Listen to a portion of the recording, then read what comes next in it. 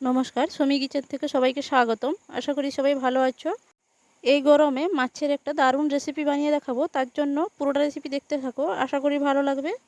মাছের রেসিপিটা বানানোর জন্য আমি এখানে 500 গ্রাম সিলভার কাপ মাছ নিয়েছি, আর মাছটা কেটে পরিষ্কার করে ধুয়ে নিয়েছি। এখন হলুদ আর নুন দিয়ে ভালো করে মাখিয়ে নিচ্ছি। নুন আর হলুদটা মাখিয়ে দেওয়ার পর 10 মিনিটের জন্য রেস্টে রেখে দেবো। আর এখানে আমি মিষ্টি কুমড়ো নিয়েছি, তো মিষ্টি কুমড়ো দিয়ে মাছটা রান্না করব। তার জন্য পুরোটা রেসিপি দেখতে থাকো, আশা করি ভালো লাগবে। ভালো লাগলে লাইক কমেন্ট শেয়ার করে দেবেন, আর আমার চ্যানেলে নতুন হয়ে থাকলে চ্যানেলটা সাবস্ক্রাইব করবে। আর এখন আমি মাছটা ভেজে নেব, তার জন্য গ্যাসের মধ্যে একটা কড়াই বসিয়ে দিয়েছি। তো কড়াইটা গরম হয়ে গেছে, এখন দিয়ে দিলাম সাদা তেল। তো প্রথম আমি মাছটা ভেজে নিচ্ছি।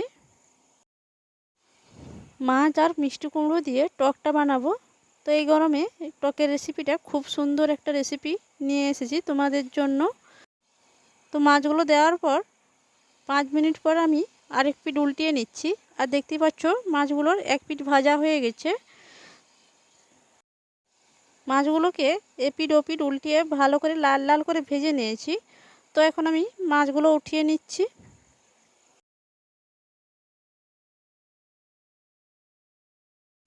আর এদিকে আমি টকের জন্য মশলাটা নিয়ে নিচ্ছি। এখানে নিয়ে নিচ্ছি কালো সর্ষে 1 চা চামচ, আর নিয়ে নিচ্ছি 10টা কাঁচা লঙ্কা, নিয়ে নিচ্ছি 9 থেকে 10টা কাজু বাদাম। এখন আমি সব কিছুকে জল দিয়ে ভিজিয়ে রাখছি। আর এখানে আমি টকটা বানানোর জন্য আমের আমসিগুলো নিয়ে নিয়েছি। তো এগুলো আমি বাড়িতে তৈরি করে নিয়েছি। তো এগুলো আমি জল দিয়ে ভিজিয়ে রাখছি। তো এখন মাছটা ভেজে নেওয়ার পর সেই তেলের মধ্যে কুমড়োটাও ভেজে নিচ্ছি। আর এর মধ্যে আমি দিয়ে দিয়েছিলাম সামান্য একটু কালো জিরে আর একটা গোটা শুকনো লঙ্কা। তো এখন ভালো করে নুন আর হলুদ দিয়ে কুমড়োটাকে তেলের মধ্যে ভেজে নিচ্ছি। যে মশলাটা আমি ভিজিয়ে রেখেছিলাম সেটা এখন পেস্ট করে নেব। তো এর মধ্যে আমি দিয়ে দিচ্ছি সামান্য একটু আদা কুচি আর একটা টমাটোর কুচি করে নিয়েছি। তো এখন জল দিয়ে মশলাটা পেস্ট করে নিচ্ছি। আর এইদিকে কুমড়োটা আমি সামান্য একটু ঢাকা দিয়ে ভালো করে তেলের মধ্যে ভেজে নিয়েছি। তো এখন আমি কুমড়োটা নামিয়ে নিচ্ছি। তো কুমড়োটা নামিয়ে নেওয়ার পর কড়াইটা হালকা ধুয়ে নিয়েছি। এখন আমি দিয়ে দিচ্ছি সাদা তেল 3 টেবিল চামচ। এর মধ্যে দিয়ে দিচ্ছি পেস্ট করে রাখা মশলাটা। মশলাটা দেওয়ার পর গ্যাসের চুলাটা মিডিয়ামে রেখে 3 থেকে 4 মিনিট মতো ভালো করে মশলাটা ভেজে নেব। আর যেহেতু এখানে আদাটা দেওয়া আছে তার জন্য কাঁচা গন্ধটা যাতে না থাকে। আর এখন দিয়ে দিচ্ছি ছোট চামচে 2 চামচ হলুদের গুঁড়ো। হলুদটা দেওয়ার পর মশলাটাকে একটু সময় ধরে আমি ভেজে নিচ্ছি। মশলাটাকে বেশ কিছুক্ষণ ভেজে নেওয়ার পর এখন আমি দিয়ে দিচ্ছি সামান্য একটু জল। তো জলটা দেওয়ার পর মশলাটাকে ভালো করে কষিয়ে নিচ্ছি।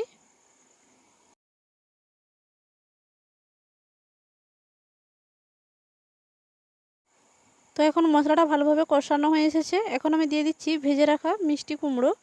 তো কুমড়োটা দেওয়ার পর মশলার সঙ্গে নেড়ে চেড়ে এখন আমি জলটা দিয়ে দেব। আর এখানে আমি খুব বেশি জলটা ব্যবহার করব না। কুমড়োটাকে কিছুক্ষণ নেড়ে নেওয়ার পর এখানে আমি যে আমসিগুলো ভিজিয়ে রেখেছিলাম সেই আমসিগুলো দিয়ে দিচ্ছি। তো আমসিটা দেওয়ার পর দিয়ে দিচ্ছি এখানে 2 বাটি জল। তো আমি এখানে 2 বাটির বেশি জল ব্যবহার করব না। তো ঝোলটা একটু ফুটে আসলেই নামিয়ে দেব। তো দেখতে পাচ্ছ বন্ধুরা ঝোলটা হালকা ফুট চলে এসেছে। এখন আমি দিয়ে দিচ্ছি লবণ স্বাদ মতন।